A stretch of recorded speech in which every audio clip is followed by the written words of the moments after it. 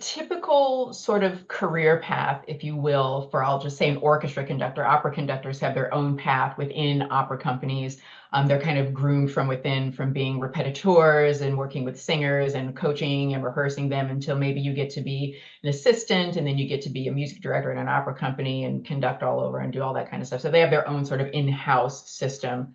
But orchestra conductors, the path is a little bit more peripatetic. It sort of depends on um, if you're an instrumentalist first, you become a very famous instrumentalist. Think of like Daniel Barenboim, who is a wonderful pianist who then, is kind of slid over into conducting and a wonderful conductor as well. And for a lot of people, the path is that you go to school, you study conducting.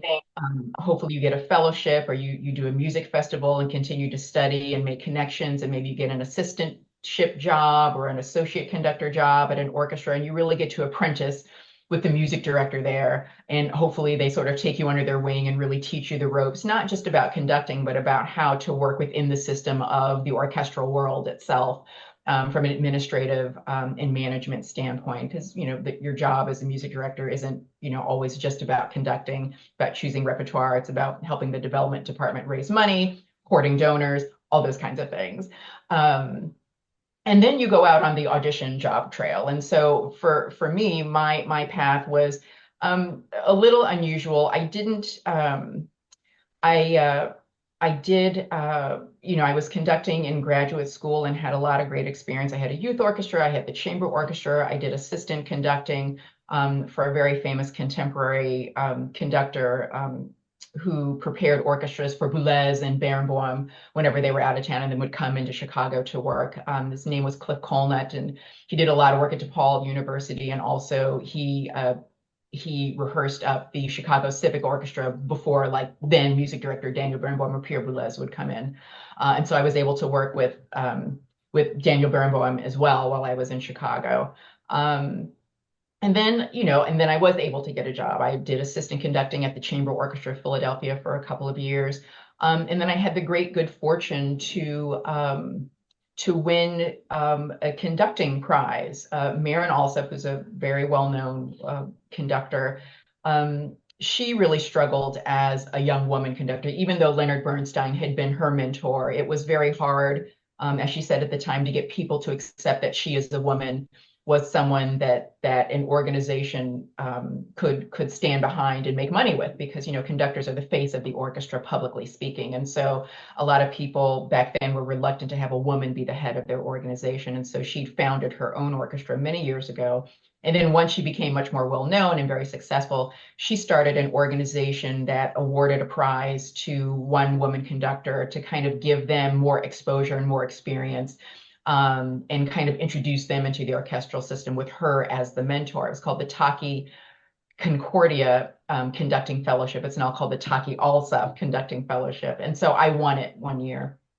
And it was an amazing experience. I got to go all around the world with Maren to, Great Britain at Bournemouth Symphony at the time, and California, Cabrillo Music Festival, and Colorado, where she had been the music director.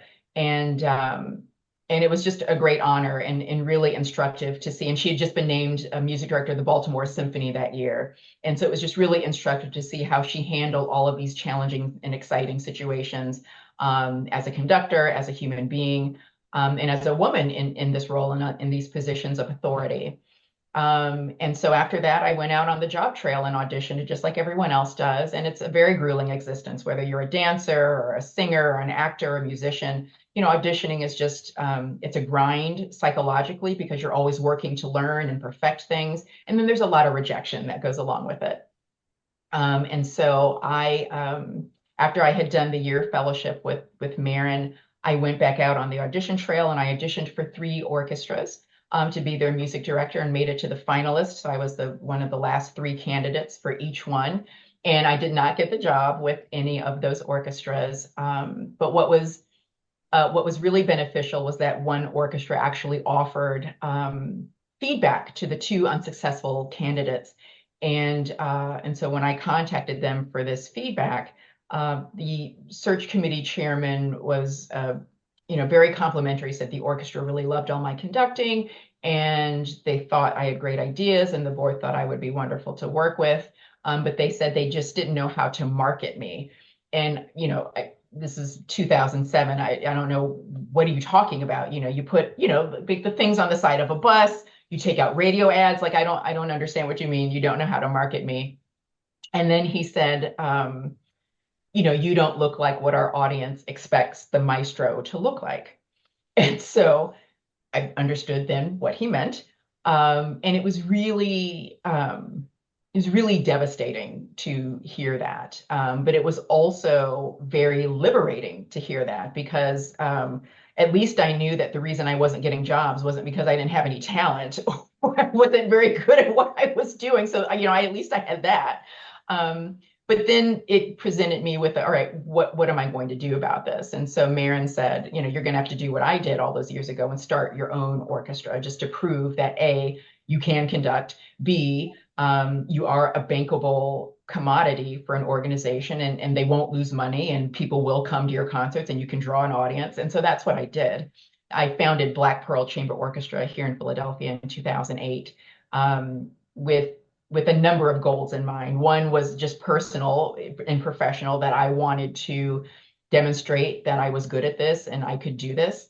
And the other was to really address kind of that sentence of, you don't look like what our audience expects the maestro to look like, and really deal with the underlying kind of racism, sexism implied in that statement and say, look, this is a problem across the industry. What can we do to address this? And so when I started Black Pearl, I realized I had a blessing in the fact that the Curtis Institute of Music is in my backyard. We're just down the road from the Juilliard School and Manhattan School of Music, and just up the road from Peabody, down at Johns Hopkins. And so I'm really sitting at the center of the world's greatest young musicians being trained in America right now on the East Coast. And so I decided that if I had all this wealth of world-class talent, it was incumbent upon me to find diverse musicians from those institutions to build my orchestra.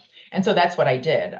Black Pearl remains the most diverse professional orchestra in America. We have musicians who represent a variety of cultures and racial backgrounds: African American, Latin American, Asian, European, people from different countries. And that was our calling card, making sure that the world understood that diversity and excellence were not mutually exclusive, especially in classical music, and to make sure that an orchestra represented the 21st century demographic realities. You look at a lot of orchestras today, and they tend to represent a view of America from maybe the 19th century. And so I really wanted our orchestra to reflect America today.